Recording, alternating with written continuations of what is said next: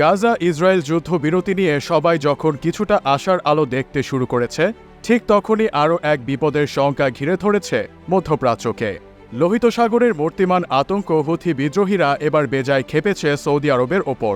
Saudi আরবে হামলার হুমকি দিয়েছে ইয়েমেনের বিদ্রোহী গোষ্ঠী হুথিরা। এমনকি গোষ্ঠীটি সৌদি আরবের কয়েকটি গুরুত্বপূর্ণ স্থাপনার ভিডিও প্রকাশ করেছে। গত মঙ্গলবার মিডল ইস্ট মনিটরের এক প্রতিবেদনে এই তথ্য জানানো হয়েছে। গাজায় ইসরায়েলের হামলার পর থেকে ফিলিস্তিনিকে সমর্থন দিয়ে আসছে ইয়েমেনের বিদ্রোহী গোষ্ঠী হুথিরা। এরপর তারা লোহিত সাগরে একের পর এক জাহাজে হামলা শুরু করে।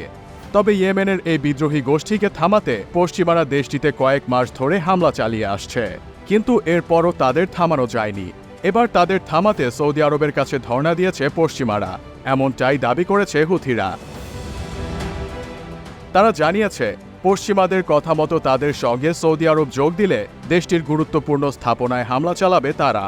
এমনকি হুমকির পর বেশ কয়েকটি স্পর্শকাতর স্থানের ড্রোন ফুটেজ প্রকাশও করেছে তারা। মিডল ইস্ট মনিটর জানিয়েছে, গত সোমবার হুথিরা একটি ভিডিও প্রকাশ করেছে। ভিডিওর শিরোনামে বলা হয়েছে জাস্ট ট্রাই ইট। ভিডিও ফুটেজে রিয়াদের কিং খালিদ বিমানবন্দর, জেদ্দার কিং আব্দুল আজিজ বিমানবন্দর, দাম্মামের কিং ফাহাদ আন্তর্জাতিক বিমানবন্দর ছাড়াও রাস তনুরা, জিজান ও জেদ্দা বিমানবন্দরকে দেখানো হয়েছে। প্রতিবেদনে বলা হয়েছে, হুথিদের প্রকাশিত এই ভিডিওর ব্যাকগ্রাউন্ডে গোষ্ঠীটির নেতা আব্দুল মালিক আল হুথি বক্তব্য দেন। তিনি বলেন, মার্কিনিরা আমাদের বার্তা দিয়েছে যে তারা সৌদি সরকারকে আগ্রাসী পদক্ষেপের দিকে ঠেলে দেবে, এজন্য মার্কিনিরা সৌদি আরব সফর করেছেন। সৌদির উদ্দেশ্যে তিনি বলেন, মার্কিনিরা তোমাদের ফাঁসানোর চেষ্টা করছে, তুমি এটা চাইলে চেষ্টা করে দেখো।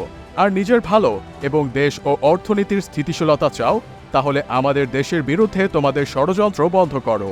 তিনি আরও বলেন, মার্কিনিরা তোমাদের ফাঁদে ফেলতে পারলে সেটা তোমাদের ভয়ঙ্কর বোকামি এবং বড় ব্যর্থতা। এক্ষেত্রে যে কোনো আক্রমণাত্মক পদক্ষেপের মোকাবেলা করা আমাদের অধিকার। উল্লেখ্য, গত ৭ অক্টোবর থেকে গাজায় হামলা শুরু করে ইসরায়েল। দেশটির হামলার পর থেকে ফিলিস্তিনের স্বাধীনতাকামীদের সংগঠন হামাসের প্রতি সমর্থন জানিয়ে আসছে হুথিরা। এর অংশ হিসেবে গত নভেম্বর থেকে লোহিত সাগর, বাব এল মানদেব এবং এডেন উপসাগরে ইসরায়েল ও পশ্চিমা জাহাজে হামলা চালিয়ে আসছে হুথিরা।